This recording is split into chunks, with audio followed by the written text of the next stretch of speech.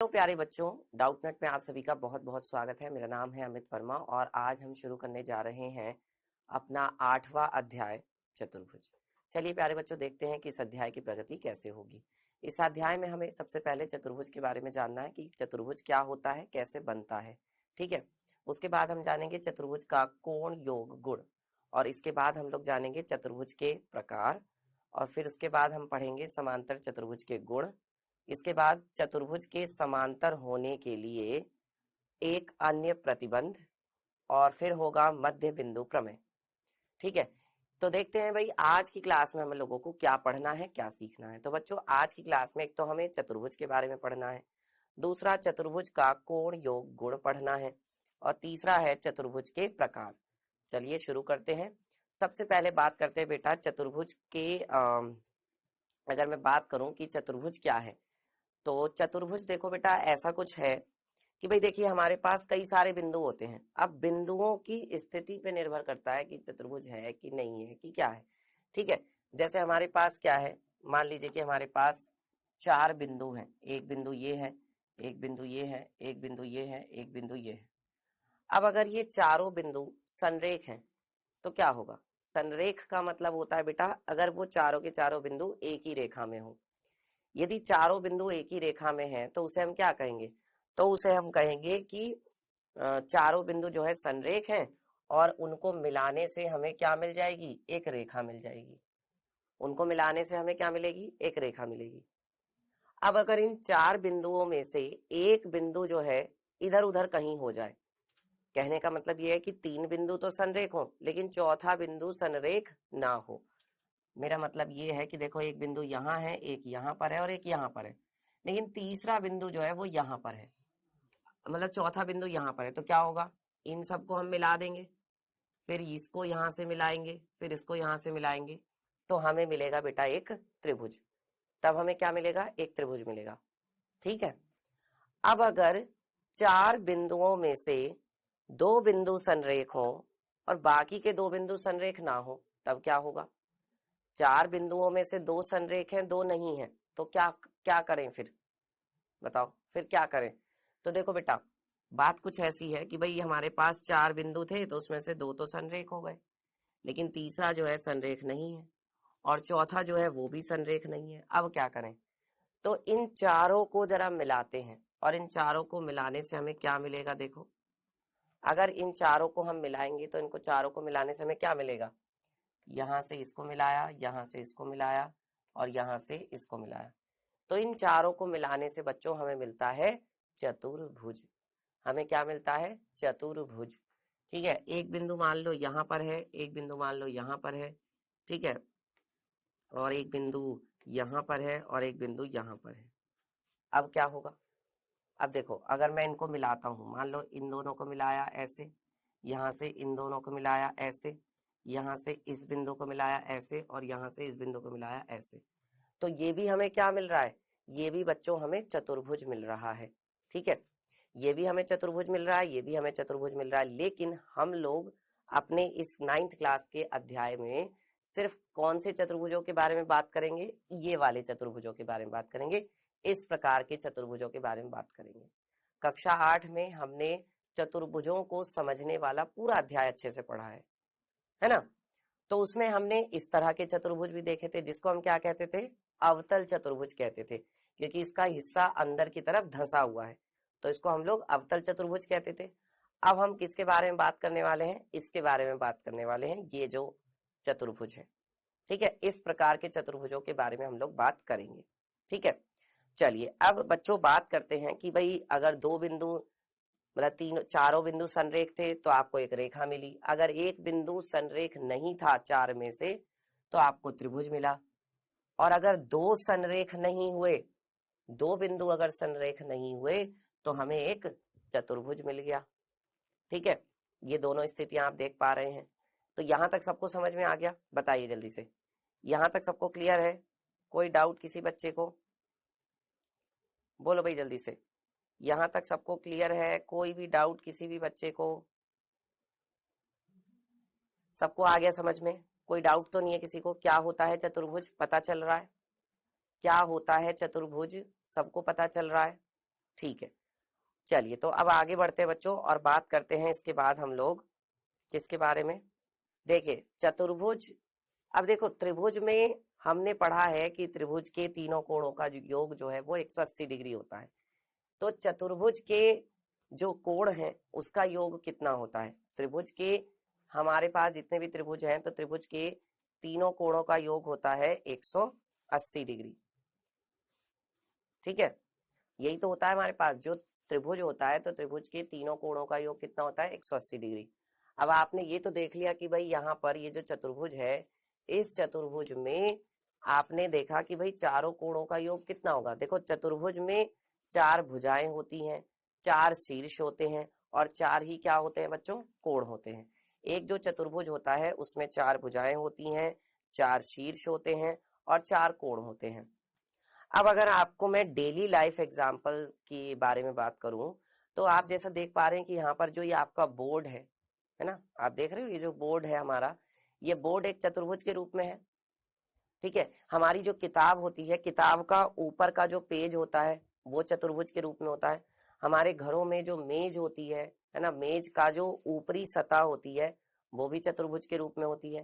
तो ये सब डेली लाइफ के एग्जाम्पल हैं। जैसे हमारा श्याम पट हो गया, है ना, श्याम पट, श्याम पट को हम क्या कहते हैं? ब्लैक बोर्ड कहते हैं। स्कूल में हमारा ब्लैक बोर्ड होता है। ठीक है, स्कूल में ब्लैक बोर्ड है या व्हाइट बोर्ड है, मतलब एक बोर्ड से बात चले जिस पर टीचर्स पढ़ाते हैं। तो जैसे ये हमारे पास एक हमारा बोर्ड है, ये भी चतुर्भुज के रूप में है।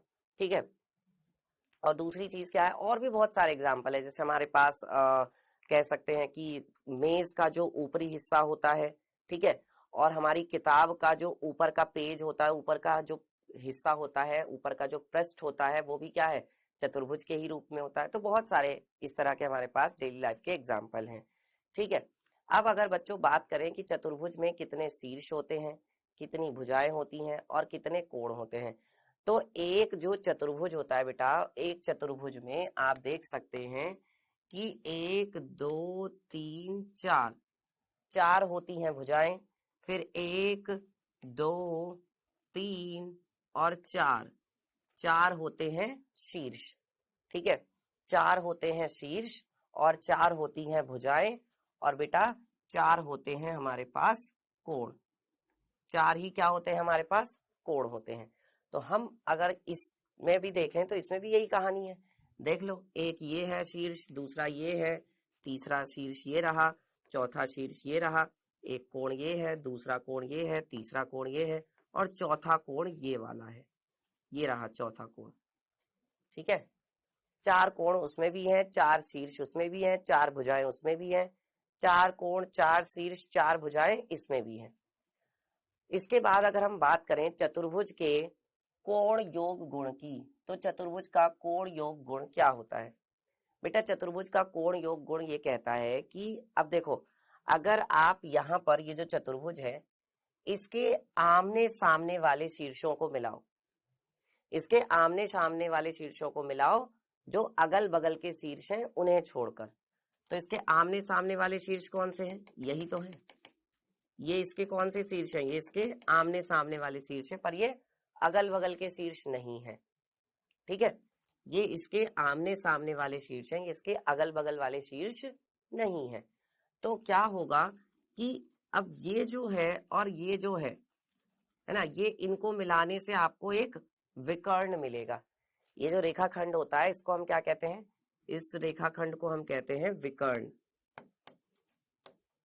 इसको हम क्या कहते हैं? चतुर्भुज का विकर्ण कहते हैं। देखो त्रिभुज में तो कोई विकर्ण होता ही नहीं था, त्रिभुज में हमें विकर्ण नहीं मिलता था, क्योंकि त्रिभुज में जो आमने सामने के शीर्ष होते थे वही अगल बगल वाले शीर्ष भी होते थे। लेकिन चतुर्भुज में ऐसा नहीं है। चतुर्भुज में जो आमने सामने का शीर्ष है वो अगल बगल वाला शीर्ष नहीं है।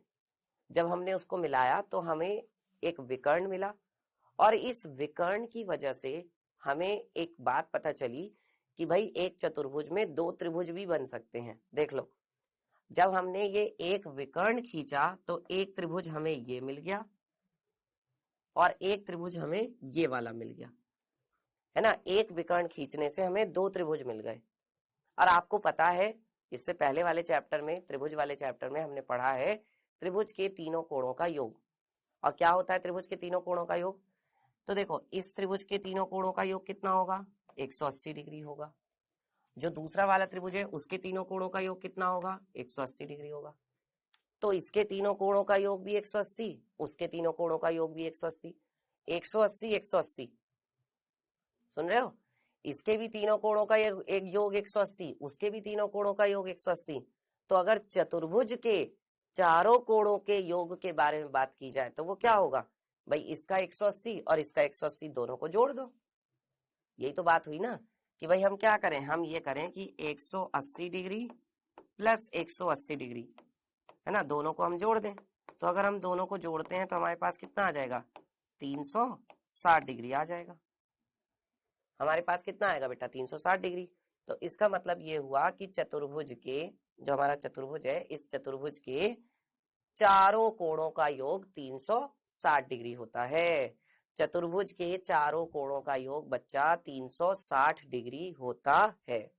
ठीक है, आ रही है बात सबको समझ में? चतुर्भुज के चारों कोणों का योग 360 डिग्री होता है। क्लियर? सबको समझ में आ गई यहां तक बात? चलिए, अब इसके बाद हम आगे बढ़ते हैं और बात करते हैं चतुर्भुज के प्रकार के बारे में। बेटा हमने देखो चतुर्भुज के बारे में पढ़ लिया। चतुर्भुज के हमने ये पढ़ लिया कि कितने शीर्ष होते हैं, कितनी भुजाएं होती हैं, कितने कोण होते हैं। 4 कोण होते हैं और चारों कोणों का योग कितना होता है? 360 डिग्री होता है।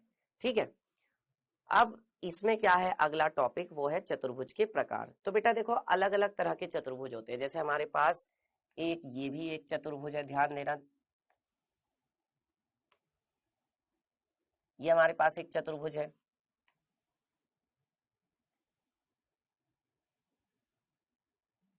ये भी हमारे पास एक चतुर्भुज है। ठीक है, ये भी हमारे पास एक चतुर्भुज है, ये भी हमारे पास एक चतुर्भुज है, और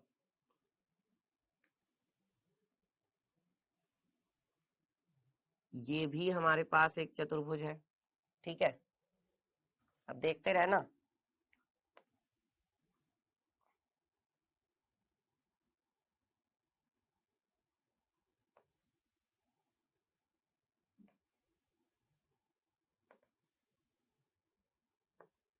ये भी हमारे पास एक चतुर्भुज है। ठीक है, और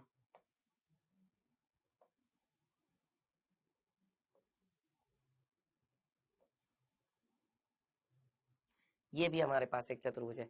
तो इस तरह के चतुर्भुजों के बारे में हालांकि हम लोग पढ़ चुके हैं क्लास 8th में भी, बहुत अच्छे से पढ़ा था ना क्लास 8th में भी इन चतुर्भुजों के बारे में। ये वही सारे चतुर्भुज है जिनके बारे में हम लोग क्लास 8th में पढ़ चुके हैं। ठीक है, अब देखो एक एक करके अगर बात करूं तो भाई हमारे पास अभी इस चैप्टर में यहाँ पर हमें समांतर चतुर्भुजों के बारे में ध्यान से पढ़ना है। समांतर चतुर्भुज के बारे में, समांतर चतुर्भुज के प्रकार भी अलग अलग तरीके के होते हैं। समांतर चतुर्भुज जो होता है उसमें भी अलग अलग तरह के प्रकार होते हैं, तो उनके बारे में हमें यहाँ पर पढ़ना है। जैसे हमारा ये पहले वाला चतुर्भुज है, ये क्या है बेटा? वैसे तो ये एक आयत है, वैसे तो क्या है, ये एक आयत है। ठीक है, वैसे ये वाला जो चतुर्भुज है एक क्या है? वर्ग है। ठीक है, और ये तो आपको साफ साफ पता चल ही रहा है कि ये तो क्या है? ये तो एक समांतर चतुर्भुज है ही है।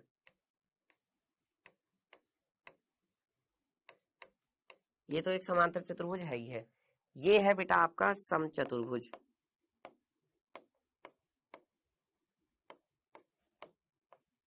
ये है आपका समचतुर्भुज। और ये क्या है? ये है आपकी पतंग। ये आपकी क्या है? पतंग है। तो अब जरा ध्यान दो बेटा कि देखो, ये आयत है, ये वर्ग है, ये समांतर चतुर्भुज है। ये जो दोनों आयत और वर्ग हैं, ये दोनों भी क्या होते हैं बच्चों? ये दोनों भी समांतर चतुर्भुज ही होते हैं। ये अलग नहीं है समांतर चतुर्भुज से। ठीक है, ये समांतर चतुर्भुज ही होते हैं, बस इसकी विशेषता ये होती है कि इसमें ये चारों के चारों कोण कितने कितने डिग्री के होते हैं? 90-90 डिग्री के होते हैं। और इसकी जो आमने सामने की भुजाएं होती हैं वो आपस में बराबर होती हैं। आयत में आमने सामने की भुजाएं आपस में बराबर होती हैं, चारों कोण 90-90 डिग्री के होते हैं। अगर वर्ग की बात की जाए तो वर्ग की चारों भुजाएं आपस में बराबर होती हैं। वर्ग जो है वो आयत की भी एक विशेष स्थिति है। जो वर्ग है ना वो आयत की भी एक विशेष स्थिति है कि वर्ग में क्या होता है, चारों भुजाएं आपस में बराबर हो जाती हैं। और बेटा इसके चारों के चारों जो ये कोण होते हैं, ये चारों के चारों कोण 90-90 डिग्री के होते हैं। ठीक है, ये समकोण का चिन्ह होता है। ये किसका चिन्ह होता है, ये 90 डिग्री यानी कि समकोण का चिन्ह होता है, समकोण का। ठीक है, तो 90-90-90-90 यानी कि कितना हो गया बताओ, 360 हो गया ना। तो अगर आप कह रहे हो 360 डिग्री, तो 360 डिग्री को आप क्या बोल सकते हो, आप 2 गुणा में 180 भी कह सकते हो। आप क्या बोल सकते हो, 2 गुणा 180, क्योंकि एक चतुर्भुज में 2 त्रिभुज बन रहे थे, 2 त्रिभुज बन रहे थे। एक त्रिभुज के तीनों कोणों का योग कितना होता है, 180। तो जो 2 त्रिभुज हैं तो दोनों त्रिभुजों के तीनों कोणों का योग कितना होगा, 2 गुणा 180, यानी कि चतुर्भुज के चारों कोणों का योग आप 2 गुणा 180 लिख सकते हो। इसी 360 डिग्री को आप ये भी तो लिख सकते हो, 360 डिग्री बराबर 4 गुणा में 90 डिग्री। भाई 4 गुणा 90 डिग्री भी तो लिख सकते हैं इसको हम, क्योंकि 90 डिग्री क्या है, समकोण है। ये 90 डिग्री का मतलब क्या है, 90 डिग्री का मतलब है समकोण। 90 डिग्री का मतलब क्या है बेटा, समकोण। और कितने से गुणा हो रही है, 4 से, यानी कि 4 समकोण हो गया। 1 2 3 4, 4 समकोण हो गया। ठीक है, अब समांतर चतुर्भुज में क्या होता है बेटा, देखो किसी भी चतुर्भुज को हम समांतर तब कहते हैं जब उसकी एक तो आमने सामने की भुजाएं एक दूसरे के क्या हो, समांतर हो। जैसे इसकी ये वाली भुजा इसके समांतर है, और जो इसकी ये वाली भुजा है वो इस भुजा के समांतर है। एक तो इसकी आमने सामने की भुजाएं समांतर होनी चाहिए, और दूसरी बात होती है कि जो ये समांतर चतुर्भुज है इसकी आमने सामने की भुजाएं आपस में बराबर भी होनी चाहिए। मतलब ये वाली भुजा इसके बराबर और ये वाली जो भुजा है वो इसके बराबर होनी चाहिए, तब उसे हम क्या बोलते हैं, समांतर चतुर्भुज कहते हैं। ठीक है, और अगर मैं बात करूं बेटा समचतुर्भुज की, तो समचतुर्भुज में क्या होता है कि समचतुर्भुज में भी चारों भुजाएं आपस में बराबर होती हैं। अब जरा ध्यान दो कि वर्ग में और इसमें समचतुर्भुज में क्या डिफरेंस है। कई बार बच्चे कंफ्यूज हो जाते हैं कि सर वर्ग में भी चारों भुजाएं बराबर होती हैं, समचतुर्भुज में भी चारों भुजाएं बराबर होती हैं, ऐसा कैसे। तो ऐसा ऐसे होता है कि देखो वर्ग में चारों की चारों भुजाएं आपस में बराबर होती हैं, लेकिन जो समचतुर्भुज है उसमें क्या है, चारों भुजाएं आपस में बराबर होती हैं। ठीक, और दूसरी बात क्या है बेटा, दूसरी बात भी सुन लीजिए कि जो समचतुर्भुज होता है इसका ये जो कोण होते हैं ना, इसके ये कोण 90 डिग्री हो भी सकते हैं, और ऐसा भी हो सकता है कि 90 डिग्री ना भी हो। समचतुर्भुज के जो ये कोण होते हैं ये 90 डिग्री हो भी सकते हैं और नहीं भी हो सकते, जबकि वर्ग में तो फिक्स है। वर्ग में तो क्या होता है कि वर्ग के सारे कोण 90 डिग्री ही होते हैं, लेकिन इसमें 90 डिग्री हो भी सकता है और नहीं भी। अगर इसके चारों कोण 90-90 डिग्री के हो गए तो वापस वो आपको क्या मिलेगा, वर्ग ही मिल जाएगा। अगर मान लो समचतुर्भुज के चारों कोण 90-90 डिग्री के हो गए, फिर क्या होगा, फिर वो तो वर्ग बन जाएगा ना। तो हम ये कह सकते हैं कि वर्ग जो होता है वो समचतुर्भुज की भी एक विशेष स्थिति है, क्योंकि वर्ग में चारों कोण 90-90 डिग्री हो जाते हैं। या ये कह लें कि अगर समचतुर्भुज के चारों कोण 90-90 डिग्री के होंगे तो वो वर्ग ही बन जाएगा ना, क्योंकि चारों भुजाएं तो पहले से ही बराबर है, चारों की चारों भुजाएं तो पहले से ही बराबर है, और ये चारों भुजाएं आपस में क्या होती हैं, समांतर होती हैं। भाई आमने सामने वाली भुजाएं जो होती हैं, चाहे ये दोनों कह लो और चाहे इन दोनों को कह लो, जो आमने सामने की भुजाएं होती है बेटा वो समांतर होती हैं। क्लियर, आमने सामने की जो भुजाएं होती है वो क्या होती हैं, समांतर होती है। ठीक है, अब बात करते हैं बच्चों पतंग के बारे में। पतंग में क्या कहानी है बेटा, देखो पतंग कोई समांतर चतुर्भुज नहीं होता। पहली बात तो ये सुन लीजिए ध्यान से, पतंग कोई समांतर चतुर्भुज नहीं होता। क्यों, क्योंकि भाई पतंग में क्या है कि पतंग में कोई भुजाएं आपस में समांतर नहीं होती हैं। पतंग में जो भुजाएं होती हैं वो समांतर नहीं होती हैं। ठीक है, ये चीज है। पतंग में जो भुजाएं होती हैं बच्चों वो समांतर नहीं होती हैं।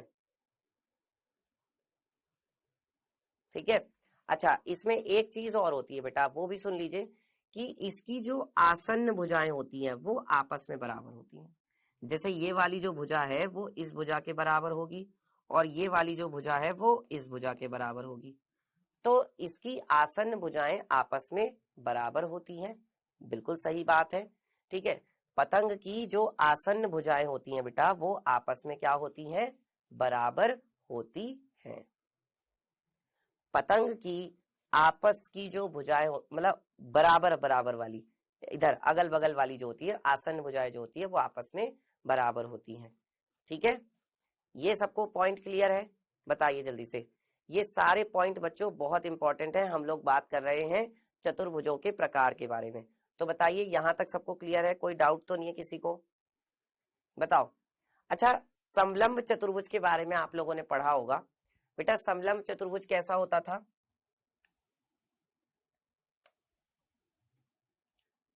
इसे हम समलंब चतुर्भुज कहते थे। बताओ, इसे हम क्या कहते थे? इसे हम समलंब चतुर्भुज कहते थे। कब? कि इसकी कोई सी दो भुजाएं आपस में क्या होती थी? समांतर होती थी। अगर किसी चतुर्भुज में एक भुज जो युग्म है भुजाओं का अगर वो समांतर होता था, चाहे भले दूसरा ना हो, जैसे यहाँ पर एक युग्म तो समांतर है ना, दूसरा वाला युग्म नहीं है समांतर, लेकिन एक युग्म तो समांतर है, तो इसको हम क्या बोलते थे? तो इसको हम समलंब चतुर्भुज कहते थे। सुन लिया? इसको हम क्या कहते थे? इसको हम लोग समलंब चतुर्भुज कहते थे। लेकिन अब होता क्या है, समांतर चतुर्भुज में तो दोनों ही जो भुजाएं होती हैं वो समांतर होती हैं। जैसे मान लीजिए कि एक ये है आपके पास चतुर्भुज, ध्यान दीजिए। अब ये वाली भुजा इसके समांतर है, ये वाली भुजा इसके समांतर है। तो देखो इसमें तो दो दो युग्म ऐसे हैं, दो दो जोड़े ऐसे हैं जो आपस में समांतर हैं। इसमें तो केवल शर्त ये होती थी कि अगर एक युग्म भी समांतर है ना, केवल एक युग्म, अगर केवल एक युग्म भी समांतर है तो उसे हम समलंब कह देंगे। और यहाँ तो दो दो समांतर है, तो इसका मतलब क्या हुआ कि जो समांतर चतुर्भुज होता है वो एक तरह का समलंब चतुर्भुज ही होता है। जो समांतर चतुर्भुज होता है बेटा वो एक समलंब ही होता है, क्योंकि उसमें तो दो दो युग्म है समांतर भुजाओं के। और जबकि समलंब में तो शर्त होती है कि भाई अगर एक भी समांतर है, एक युग्म भी, एक जोड़ा भी समांतर है तो वो समलंब चतुर्भुज हो जाएगा। ठीक है, तो ये कुछ कहानियां हैं, कुछ बातें हैं, है ना, इनको आपको ध्यान रखना है। बहुत जरूरी जरूरी बातें हैं ये जो मैंने आपको बताई हैं।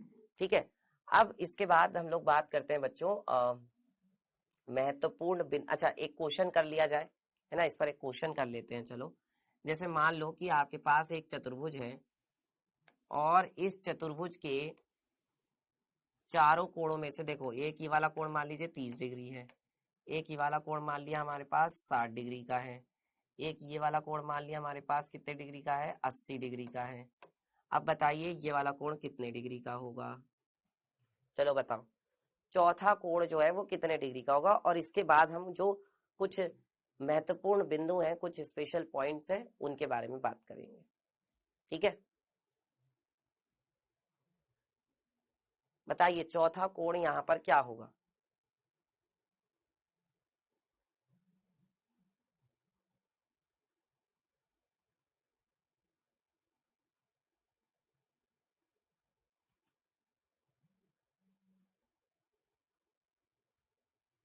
ठीक है, तो अभी हमने क्या पढ़ा? चतुर्भुज का कोण योग गुण। बेटा चतुर्भुज के चारों कोणों का योग कितना होता है? 360 डिग्री। इसका मतलब अगर आप इसको नाम देना चाहो, भाई ये ए है, ये आपका बी है, ये आपका सी है और ये आपका डी है, ए बी सी डी है ना। तो कोण ए प्लस कोण बी प्लस कोण सी और प्लस कोण डी, चारों कोणों का योग कितना होगा? 360 डिग्री होगा। चतुर्भुज के चारों कोणों का योग होता है 360 डिग्री। तो यहाँ पर कोण ए कितना है? कोण ए है बेटा 30 डिग्री का। कोण बी कितना है? कोण बी जो है वो है 60 डिग्री, कोण सी जो है वो कितना है 80 डिग्री, और कोण डी हमें नहीं पता, तो इसकी जगह हम ऐसे लिख देते हैं, ये हो गया 360 डिग्री। ठीक है, अब ये कितना हो जाएगा देखो, 8 और 6 कितने हो गए 14, 140, और 30 कितना हो गया 170, ये आ गया आपके पास 170 डिग्री, और प्लस क्या है कोण डी बराबर कितना 360 डिग्री। तो यहां से कोण डी बराबर कितना हो जाएगा 360 माइनस 170। तो बच्चा कोण डी बराबर कितना हो जाएगा देखो 0 0 0, और 16 में से 7 जाएगा तो 9 आएगा, और 2 में से 1 जाएगा तो 1 आएगा, 190 डिग्री आ गया। कितना आ गया, कोण डी जो है, ये जो डी कोण है बेटा, ये कितना होगा 190 डिग्री का कोण होगा, 190, 190 डिग्री का कोण। ठीक है, 190 डिग्री का कोण हो जाएगा। तो इस तरह के सवाल एग्जाम में पूछ लिए जाते हैं। ठीक है, कई बार ऐसे भी सवाल पूछ लिए जाते हैं, मान लीजिए कि ये आपको एक चतुर्भुज दे दिया जाए,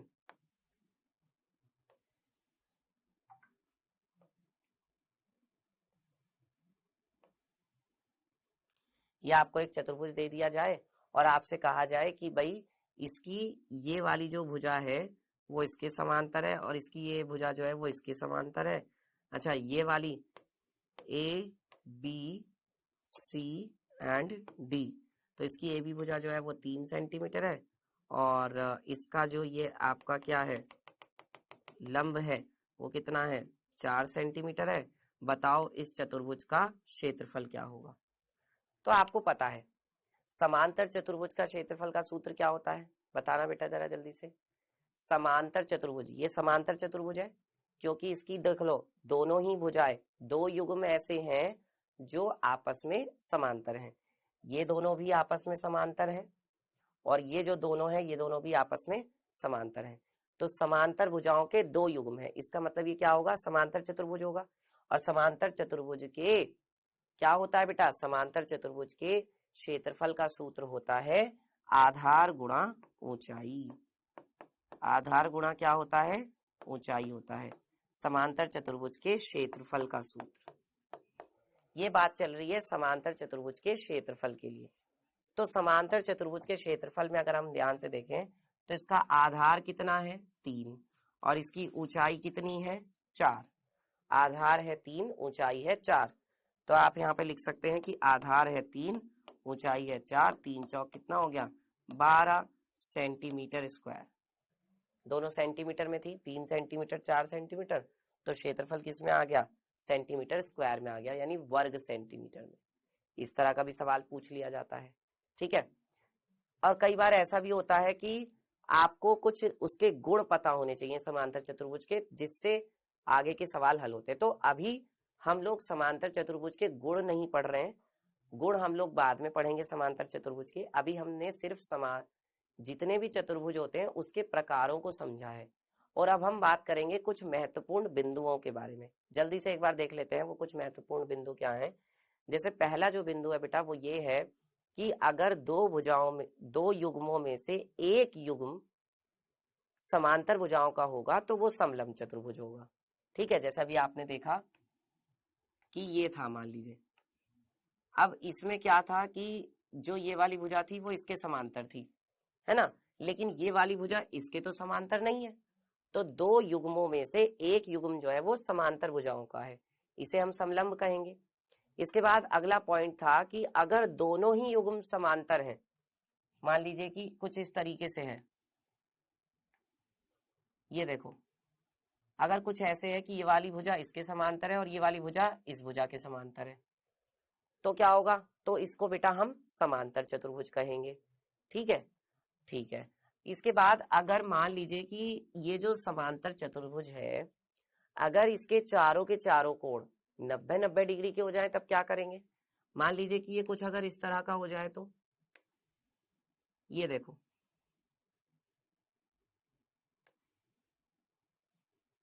अब इसके ये वाला कोण भी 90 डिग्री का है, ये कोण भी 90 डिग्री का है, ये भी 90 डिग्री है, ये भी, लेकिन ये वाली भुजा इस भुजा के बराबर है और ये वाली भुजा इस भुजा के बराबर है।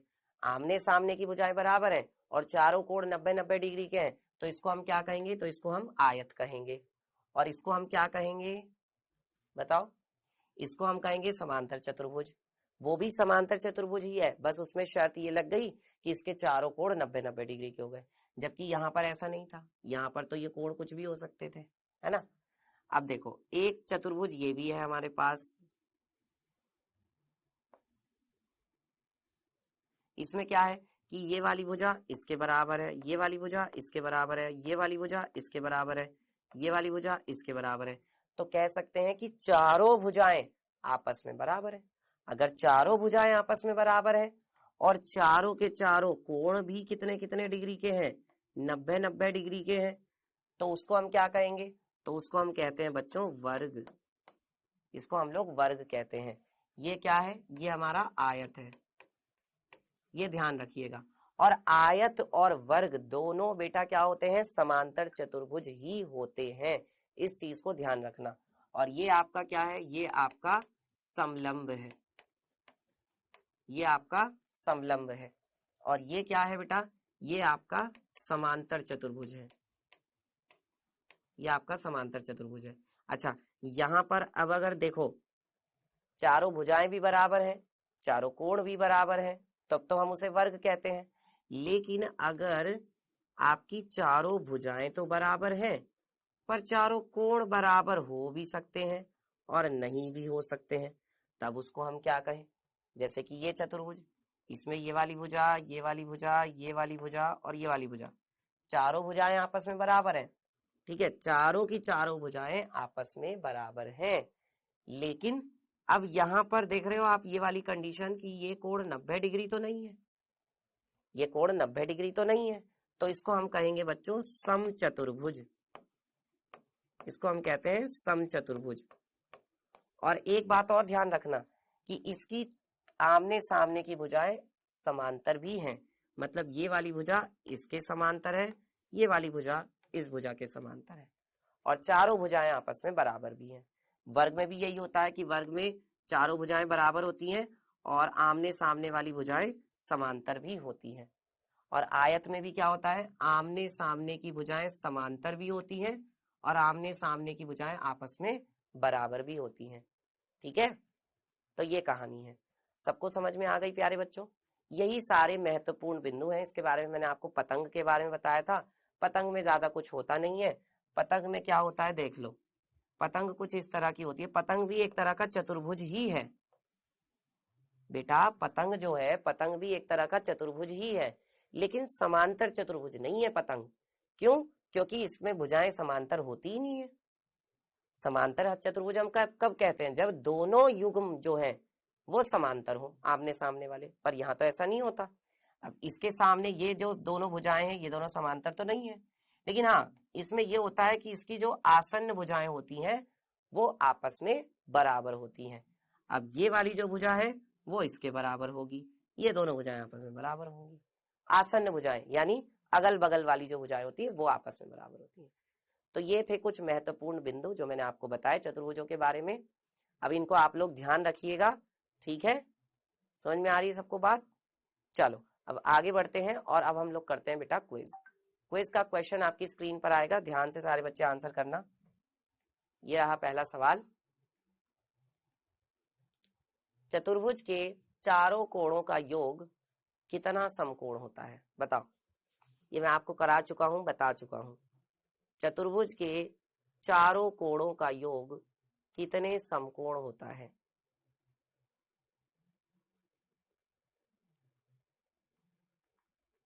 चलिए अगला सवाल देखें। ठीक है, नेक्स्ट क्वेश्चन देखते हैं। क्वेश्चन नंबर 2, ये त्रिभुज का ही एक सवाल है। एक त्रिभुज की दो भुजाओं की लंबाइयां आपको दी गई हैं, 5 और 1.5 सेंटीमीटर। कह रहे हैं त्रिभुज की तीसरी भुजा की जो लंबाई है वो निम्नलिखित में से नहीं हो सकती। त्रिभुज की तीसरी भुजा की लंबाई निम्नलिखित नहीं हो सकती। ये हमने जब क्लास 7th में भी पढ़ा था त्रिभुज के बारे में, तब भी पढ़ा था, और अभी जब हमने अपने क्लास 9th में त्रिभुज वाला चैप्टर पढ़ा है तब भी पढ़ा है। एक सवाल मैंने आपको जो त्रिभुज का अंतिम अध्याय था उसमें भी करवाया था ऐसा।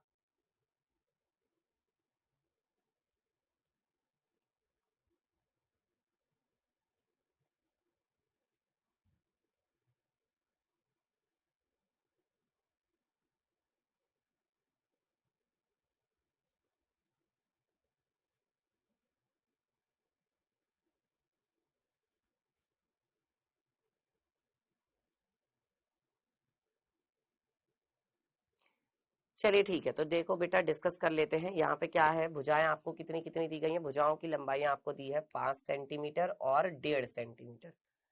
तो जो तीसरी भुजा होती है वो किन दो के बीच में होती है?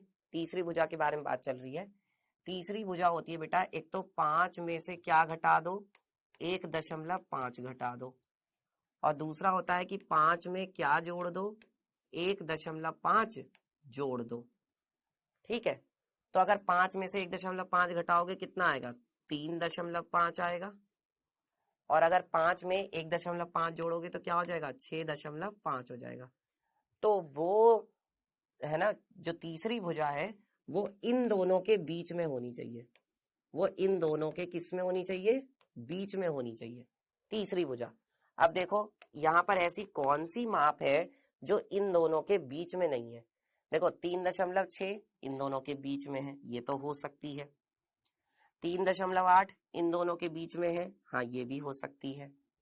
ठीक है, 4.1 इन दोनों के बीच में है, तो ये भी हो सकती है। लेकिन 3.4, जरा ध्यान दीजिए, 3.4 जो है बेटा वो तो 3.5 से भी पहले आ गई ना। जो ये 3.4 है ये तो कहां से आ गई, 3.5 से भी पहले आ गई। तो ये वाली नहीं हो सकती, ये चौथी वाली नहीं हो सकती। इसका मतलब हमारा कौन सा विकल्प सही होगा, डी विकल्प सही होगा। ठीक है प्यारे बच्चों, चलिए अब पहला सवाल था इसका, चतुर्भुज के चारों कोणों का योग कितने समकोण होता है। चतुर्भुज के चारों कोणों का योग होता है 360 डिग्री, और 360 को हम लिख सकते हैं 4 गुणा में 90 डिग्री। 90 डिग्री ही तो क्या होता है, समकोण होता है। जो 90 डिग्री होता है उसको हम क्या बोलते हैं, समकोण। 9 चौक 36, 360, तो इसका मतलब 4 समकोण होता है। तो यानी कि आपका डी विकल्प सही है। कितने समकोण, 4 समकोण। तो आज के लिए प्यारे बच्चों बस इतना ही, अब बाकी हम लोग पढ़ेंगे अगली क्लास में। तो आज हमने क्या सीखा, आज हमने सीखा है चतुर्भुज क्या है, चतुर्भुज बनता कैसे है, चतुर्भुज का कोण योग गुण क्या है, और बेटा चतुर्भुज के प्रकार। ठीक है, और आज का होमवर्क मैंने आपको ऐप पर दे दिया, जाकर आप कर सकते हैं। अगली क्लास में हम लोग समांतर चतुर्भुज के गुण के बारे में पढ़ेंगे। तो मिलते हैं आपसे अगली क्लास में, तब तक के लिए सभी बच्चों का बहुत बहुत धन्यवाद।